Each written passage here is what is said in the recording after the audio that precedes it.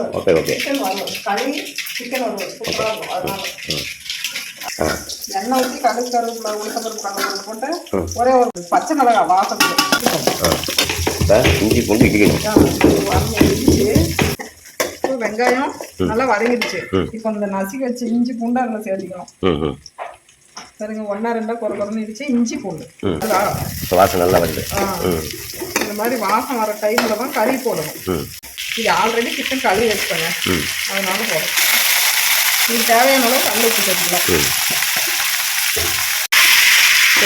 கறி வந்து சுருண்டு வர அளவுக்கு வளர்க்கணும்.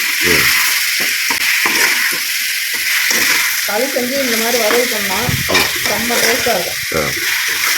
இதன் கூடவே மஞ்சள் தூள் சேர்த்துக்கலாம். 10 நிமிஷம் வதங்கணுங்க. கறி வந்து சுருண்டு வரணும். 10 நிமிஷம் வதங்கிடும். பக்கத்தில் ஒரே ஒரு தக்காளி வந்து குளிச்சு விட்டுருணும். இந்த கறியும் நல்லா சுருண்டு வரணும், தக்காளியும் நல்லா சுருண்டு வரணும். இப்போ சுருண்டு வந்துடுச்சு ரெண்டும். இப்போது மசாலா நம்ம ரெடி பண்ணணும். மசாலா சிக்கன் மசாலா, மட்டன் மசாலா, மிளகாத்தூள் இதை சேர்த்து அது ஒரு வறுவல் அதை வறுத்துக்கலாம். இது எண்ணெயில் அந்த தூள் போட்டு வறுக்கும்போது அது ஒரு டேஸ்ட்டை கொடுக்குங்க. அந்த தூளுங்களுடைய பச்சை வாசம் போகிற அளவுக்கு நல்லா கொஞ்சம் பெரட்டி எடுக்கணும்.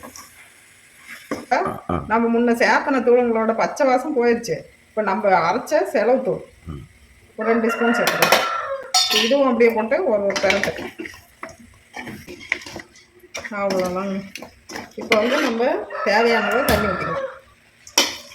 நமக்கு அது வேகத்தக்கன தண்ணி. இது வந்துட்டு கிராஸ் கோழி கறிங்கிறதுனால இது வந்து இப்படி வறுவல் பண்ணாலும் இது நல்லா இருக்கும் டேஸ்ட்டாக. அதனால தாங்க இந்த வறுவல் பண்ணுறது. கறி வேகணும். இப்போ கறி ஒரு 15-20 நிமிஷம் வேகணும். சரி, ஓகே. வேகட்டும். இப்போ பாருங்க, சிக்கன் வறுவல் ரெடி ஆயிடுச்சு. இப்போ பாருங்க, இந்த பக்குவத்தில் இருக்கணும்னா களி சாப்பிட்றதுக்கு சூப்பராக இருக்கும். பாருங்க, இந்த பக்கத்தில் குழம்பு இருக்கணும். அப்போதான் களி சாப்பிட்றதுக்கு சூப்பராக இருக்கும். அதுவே உங்களுக்கு தேவைன்னா வறுவல் மாதிரி வேணும்னா இன்னும் ஒரு 10 நிமிஷம் விட்டா செம்மையாக வறுவல் ஆயிருக்குங்க. களி நல்லா வறுத்த மாதிரி சூப்பராக இருக்கும். டேஸ்ட் செம்மையாக இருக்கிற மாதிரி வறுத்தா இந்த பக்குவத்தில் இருந்தால் தான் களி சாப்பிட்றதுக்கு சூப்பராக இருக்கும். ஓகே. களி ஆல்ரெடி செஞ்சு வச்சிட்டேன். சிக்கன் குழம்பு பாருங்க,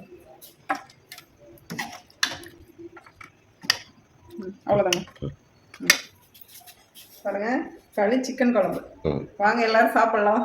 பாருங்க, சூப்பராக டேஸ்ட்டாக இருக்குங்க. இந்த மாதிரி களி செஞ்சு சிக்கன் குழம்பு சிக்கன் வறுவல் செஞ்சால் செம்மையாக இருக்கும். ஓகேங்க, அடுத்த வீடியோவில் பார்க்கலாம். பாய் பாய். பாருங்க.